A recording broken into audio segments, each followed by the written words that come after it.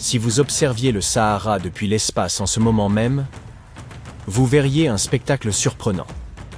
Une terre aride parsemée de lacs et de rivières au Maroc et en Algérie. Tout cela grâce aux fortes pluies de début septembre 2024. Ce ne sont pas des oasis, c'est juste le Sahara qui revient à son état d'origine. Croyez-le ou non, il y a des lustres, l'un des plus grands déserts de la planète était en fait un paradis luxuriant regorgeant de verdure. Voyons d'abord comment le Sahara s'est transformé en désert. Pendant la dernière période glaciaire, la terre était beaucoup plus froide et de grandes calottes de glace recouvraient une grande partie des terres émergées. À cette époque, le désert du Sahara était beaucoup plus vaste qu'aujourd'hui et il y avait moins de forêts tropicales sur notre planète. Et en raison de ces températures très basses, la répartition des pluies dans les tropiques a changé. Normalement, l'air chaud monte dans ces régions, ce qui contribue à provoquer des précipitations. Mais comme il faisait plus froid pendant la période dont nous parlons, la météo a été perturbée et il est tombé moins de pluie dans certaines zones.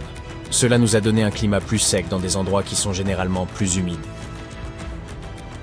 Il y avait aussi beaucoup de poussière dans le désert du Sahara. Les scientifiques en ont retrouvé dans de vieux sédiments océaniques. Mais il y a environ 12 500 ans, quelque chose d'étonnant s'est produit. Les niveaux de poussière ont fortement diminué. Cela signifie que le Sahara est devenu beaucoup plus humide et indique que le climat s'est soudainement réchauffé pendant un certain temps, avant de se refroidir à nouveau. Il y a 12 500 ans, le Sahara est donc devenu un endroit beaucoup plus vert, comme une savane, car un phénomène météorologique appelé zone de convergence intertropicale, oui, ça s'appelle comme ça, se déplaçait vers le nord pendant l'été. Cette période humide a atteint son apogée il y a environ 4000 ans. Les températures étaient alors un peu plus hautes qu'aujourd'hui. À cette époque, il pleuvait davantage sur les hauts plateaux éthiopiens, ce qui faisait que le Nil transportait plus de sédiments. Cependant, il y a eu un autre grand changement, celui-ci appelé événement de Heinrich, qui a provoqué le déplacement de la zone de convergence intertropicale vers le sud. Cela a entraîné un assèchement rapide des régions sahariennes et de la péninsule arabique. En conséquence, le Nil a connu beaucoup moins de crues entre 2700 et 2100 avant notre ère. Pour faire court, un peu tard pour cela, certes, le Sahara a connu des périodes alternatives d'humidité et de sécheresse en raison des changements climatiques et des conditions météorologiques pendant des milliers d'années. Jusqu'à récemment, nous avions un Sahara sec. Mais en septembre 2024, un cyclone inhabituel a traversé la région. Il a frappé le Maroc, l'Algérie, la Tunisie et la Libye et a rempli les lacs et les rivières asséchées. Les images satellites de la NASA avant et après les pluies sont époustouflantes. C'est comme si le Sahara avait fait peau neuve. Certaines régions d'Afrique du Nord ont reçu jusqu'à 20 cm de pluie. À titre de comparaison, Seattle reçoit environ 1 mètre par an, soit seulement 5 fois ce que le Sahara a reçu. Je dis « seulement » pour une raison simple. Seattle a la réputation d'être une ville pluvieuse, contrairement au Sahara. La difficulté réside dans le fait que ces 20 cm, soit l'équivalent de la totalité des précipitations annuelles de la région, sont tombés en quelques instants. Donc, d'une certaine manière, on aurait pu avoir l'impression qu'il pleuvait plus au Sahara qu'à Seattle. Les montagnes ont canalisé l'eau vers des lacs éphémères dans le nord de l'Algérie, qui se sont récemment étendus sur plus de 180 km² et ont atteint une profondeur de plus de 2 mètres. C'est assez d'eau pour tenir un an. Alors, que sont exactement ces lacs éphémères? Ce sont des bassins qui se remplissent pendant une courte période chaque année, mais qui peuvent rester secs pendant plusieurs années si la pluie n'est pas au rendez-vous. Parfois, l'eau s'y déverse depuis une petite zone environnante, mais il peut aussi s'agir de la bonne vieille pluie. Maintenant, une grande question se pose. Comment se fait-il que ces lacs existent? Généralement, ils se forment parce qu'il y a un excès d'eau emprisonnée à la surface. Mais le sol du Sahara est incroyablement sec. Ne devrait-il pas agir comme une éponge? Il doit avoir soif d'humidité. Pensez à la soif de votre plante en pot lorsque vous lui donnez de l'eau à votre retour de vacances.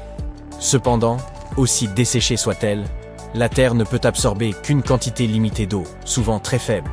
Et tout comme votre plante en pot, elle ne la boit pas forcément en totalité. Parfois, vous l'arrosez trop en réalité. Et si vous regardez au-dessous, vous verrez que le pot s'est mis à fuir. Un autre facteur important qui empêche le sol d'absorber l'eau est le manque de végétation. Dans des conditions normales, les arbres, les arbustes et diverses plantes aident à retenir l'humidité. Dans le désert, cependant, c'est presque impossible. Il y a peut-être quelques palmiers, mais c'est à peu près tout. Cela explique également la formation de ces lacs temporaires. Les précipitations qui ne sont pas retenues par les plantes s'accumulent dans les vallées et les dépressions de faible altitude, créant ces étendues d'eau éphémères. Ces lacs ne durent peut-être que peu de temps, mais cela ne veut pas dire qu'on ne devrait pas les nommer. Par exemple, le magnifique lac orné de palmiers ondulants que vous voyez ici s'appelle le lac Yasmina, situé dans la ville oasis de Merzouga. Dans certaines zones du désert, là où les dunes s'élèvent, on pourrait croire à un mirage, mais ce n'en est pas un. Les dunes de sable sont en partie recouvertes d'eau. Vous vous souvenez que j'avais parlé de 20 cm ? Eh bien, ce n'est pas tout à fait exact pour certaines régions. En effet, il y a des endroits où l'inondation a été si importante que les palmiers ont été submergés jusqu'à leur cime. La dernière fois que nous avons vu une averse aussi intense, c'était il y a 30 à 50 ans. Mais cette pluie a été plus que bienvenue. Après 6 années consécutives de sécheresse, le Maroc en avait vraiment besoin. Les lacs, qui étaient à sec depuis des décennies, comme le lac Iriki, ont enfin reçu l'eau dont ils avaient tant besoin. Une analyse récente a révélé que sur les centaines de tempêtes qui ont frappé la région depuis 2000, seules 6 ont apporté suffisamment de pluie pour commencer à remplir ce lac. Et parmi celles-ci, seules 2 ont permis d'atteindre un niveau plus élevé que celui que nous avons observé en septembre 2024. Ainsi, si ces pluies torrentielles semblent être une bénédiction, la grande question est de savoir si elles vont durer. La réponse est oui. Lorsque l'air humide provenant des régions équatoriales rencontre l'air chaud et sec du nord, le désert du Sahara a tendance à recevoir davantage de pluie. Les scientifiques affirment que cette zone de collision se déplace vers le nord à mesure que la planète se réchauffe, et elle se réchauffe, et qu'elle devrait donc continuer à se déplacer dans cette direction au cours des 2 prochaines décennies. Mais je suis peut-être un peu trop optimiste. La vérité, c'est que les nouvelles ne sont pas entièrement positives. En réalité, personne n'était vraiment prêt à faire face à une telle inondation. De plus, n'oubliez pas qu'il ne s'agit pas d'un pays d'Asie du Sud-Est où les gens ont l'habitude de tant d'eau, mais du Sahara, une région aride. Cela dit, je pense que vous voyez où je veux en venir. Tragiquement, 18 personnes au moins ont perdu la vie à cause des pluies intenses dans le sud du Maroc. Et les autorités se préparent à des pluies encore plus fortes. Mais si c'est le cas, cela pourrait-il signifier que le Sahara est menacé d'extinction ? Et qu'est-ce que cela signifierait pour nous ?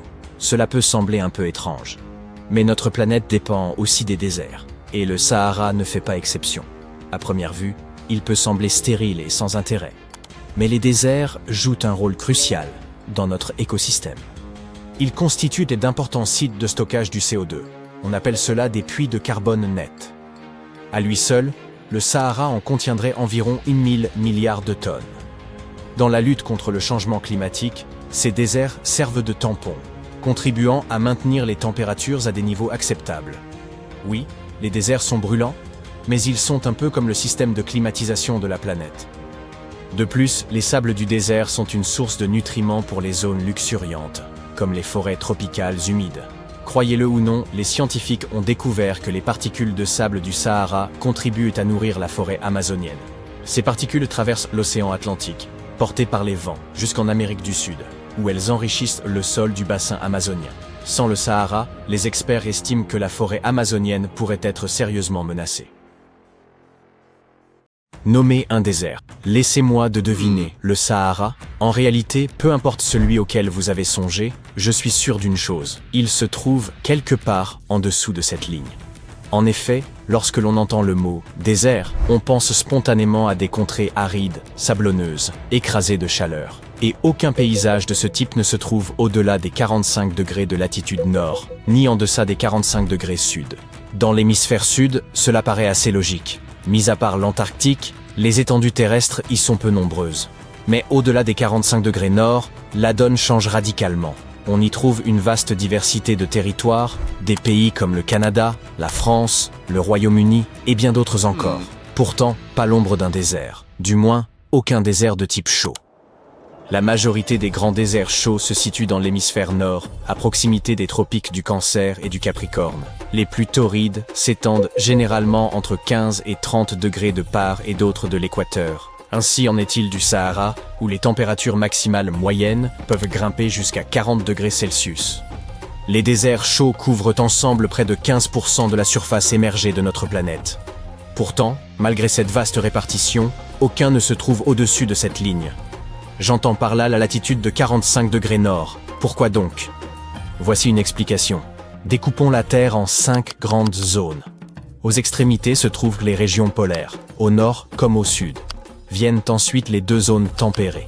Et, enfin, au cœur du globe, la zone tropicale. La ligne qui nous intéresse traverse justement la zone tempérée, dans une portion du globe au climat plus froid.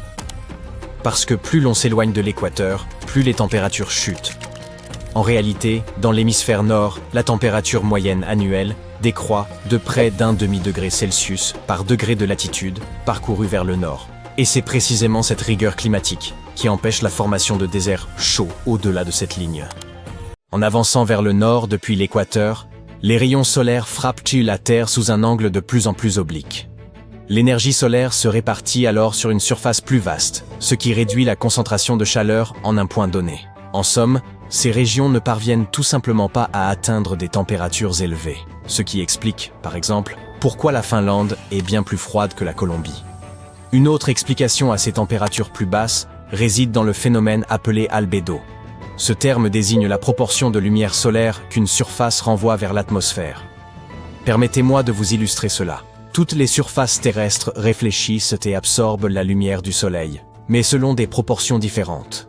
Ainsi, la neige peut réfléchir jusqu'à 90% du rayonnement reçu, n'en absorbant qu'environ 10%. C'est ce fort pouvoir réflecteur qui confère à la neige un albédo élevé.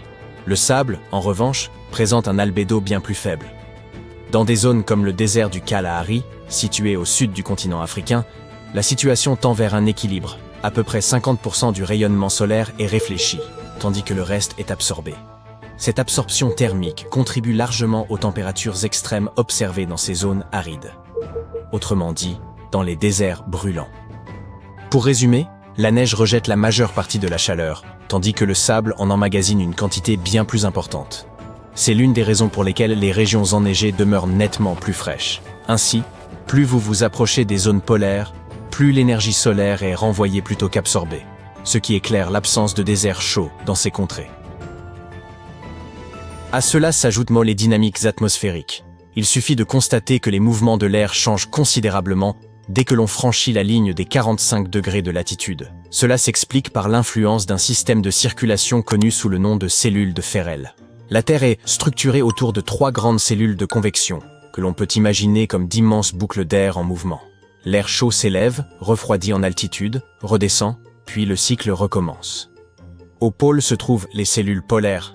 Les cellules de Hadley occupent la zone équatoriale, et les cellules de Ferrel s'intercalent entre les deux. Les interactions qui se produisent entre ces 3 cellules peuvent être complexes. Mais pour l'essentiel, retenons ceci. Dans les zones tempérées, l'air chaud en provenance des tropiques entre en contact avec l'air froid qui descend des régions polaires. Les cellules de Ferrel jouent ainsi un rôle déterminant dans le transfert de chaleur depuis l'équateur vers les hautes latitudes. Ce déplacement d'air chaud contribue à modérer les écarts de température entre les tropiques et les pôles, et il structure les régimes climatiques de vastes régions comme l'Amérique du Nord, l'Europe ou une grande partie de l'Asie. Dans les latitudes intermédiaires, l'activité constante des cellules de Ferrel empêche l'installation durable d'un air chaud et sec. Il en résulte une atmosphère plus humide, une couverture nuageuse plus fréquente et même des épisodes orageux là où l'on pourrait s'attendre à des conditions arides. C'est précisément pourquoi les déserts chauds sont absents autour de la latitude de 45 degrés. Autrement dit, la cellule de Ferrel engendre une instabilité météorologique marquée, à 1000 lieues de ce que l'on observe dans des déserts comme le Sahara. Là-bas, les températures varient un peu d'une saison à l'autre. On peut simplement s'attendre à une chaleur constante. Une fois tous ces facteurs combinés, il devient plus facile de comprendre pourquoi les déserts chauds sont essentiellement cantonnés aux régions proches de l'équateur, et pourquoi l'on ne trouve jamais de déserts pareils au Sahara ou au Kalahari dans des pays tels que le Canada ou la Suède. Cela ne signifie pas pour autant qu'il n'existe aucun désert au-delà de la ligne des 45 degrés. En réalité, un désert ne se définit pas forcément par une chaleur torride et du sable à perte de vue. Certains peuvent même ressembler à ceux-ci, l'Arctique par exemple. Car ce qui caractérise véritablement un désert, c'est avant tout la faiblesse des précipitations, bien plus que la température ou l'aspect du sol. Autrement dit, il s'agit d'une zone où les précipitations sont rares, avec un total annuel n'excédant généralement pas les 250 mm. Que le climat y soit chaud ou froid importe peu. Les déserts sont des régions extrêmement arides, presque dénués de végétation. Cette sécheresse rend la survie des espèces animales et végétales particulièrement ardue dans de tels milieux. En y songeant, cela signifie que le plus vaste désert de la planète n'est autre que l'Antarctique. Il s'étend sur environ 14,2 millions de kilomètres carrés, formant un immense paysage de glace à perte de vue. Il s'agit également du désert le plus froid au monde, surpassant même l'Arctique, son équivalent polaire. Les températures peuvent y chuter jusqu'à moins 89 degrés. Si vous considérez la Terre, environ un tiers de ces terres émergées sont couvertes de désert. Portez maintenant une attention particulière à ceux situés entre 15 et 30 degrés de latitude. On les désigne comme des déserts tropicaux. Avez-vous remarqué un détail intrigant concernant leur position géographique? La plupart d'entre eux bordent sur la façade ouest des continents. Et cela ne doit rien au hasard. 4 facteurs principaux en sont la cause. Premièrement, les vents porteurs de pluie soufflent en général depuis l'est. En traversant les terres, ils déchargent l'essentiel de leur humidité en début de parcours. Lorsqu'ils atteignent les régions occidentales, ils sont devenus secs, n'apportant plus aucune pluie. Cela suffit déjà à expliquer l'aridité de ces zones. Deuxièmement, sur les façades occidentales des continents, les masses d'air ont tendance à s'abaisser plutôt qu'à s'élever. En descendant, elles se réchauffent, ce qui empêche la formation de nuages, et donc de précipitations. Troisièmement, la présence de montagnes accentue ce phénomène. Elles interceptent l'humidité sur leur versant exposé, tandis que l'autre, connu sous le nom d'ombre pluviométrique, reste sec. Enfin, les eaux côtières de ces régions sont souvent froides. Cette fraîcheur refroidit l'air situé au-dessus, ce qui le stabilise et inhibe la formation des nuages. Or, sans nuages, il ne pleut pas. Ainsi, l'ensemble de ces facteurs explique pourquoi les déserts tropicaux se concentrent essentiellement sur une seule façade continentale.